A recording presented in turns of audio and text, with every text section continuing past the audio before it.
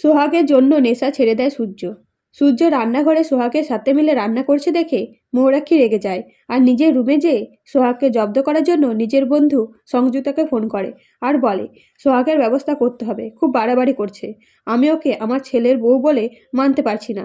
তখন সংযুক্তা বলে আমি কাল তোদের বাড়ি এসে দেখছি, এখন ঘুমিয়ে পড়। এর পরের দিন সকালে সোহাগ মেন দরজার বাইরে আলপনা দেয়। তখন সংযুক্তা এসে উপস্থিত হয় আর সোহাগকে ডেকে বলে তোমার কোনো কি শিক্ষা দীক্ষা নেই? গুরুজন মানুষ এসেছে, প্রণাম করতে হয় তুমি জানো না? তখন সোহাগ প্রণাম করলে সংযুক্তা বলে আমাকে এক বালতি জল এনে দাও। তখন সোহাগ জল এনে দিলে সংযুক্তা বলে তুমি যে আলপনা দিয়ে নোংরা করেছো সেটার ওপর জল ঢেলে দাও। তখন সোহাগ বলে আমি মুছতে পারবো না, ষষ্ঠিক চিহ্ন মুছলে এবারই অমঙ্গল হবে।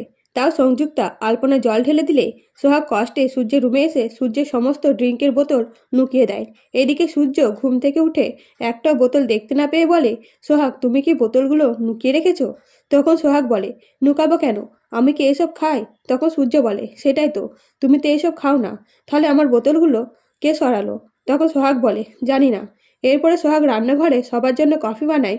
তখন সূর্য রান্নাঘরে যেয়ে বলে সোহাগ সত্যি করে বলো তুমি আমার বোতলগুলো সরিয়েছো কিনা।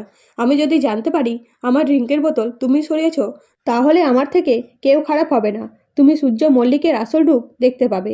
এই বলে রেগে সেখান থেকে চলে গেলে সোহাগ ভয় পেয়ে যায়। তাই সোহাগ রুমে যেতেই সূর্য নিজের ব্যবহারের জন্য ক্ষমা চেয়ে বলে সোহাগ তুমি যদি জানো বোতলগুলো কোথায় তাহলে আমাকে দিয়ে দাও।